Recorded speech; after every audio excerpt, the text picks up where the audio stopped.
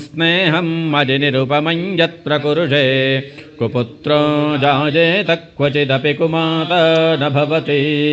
परित्यक्ता देवा विविधविधिसेवाकुलतजा मया पञ्चाशीतेरधिकमुपनीते तु वजसि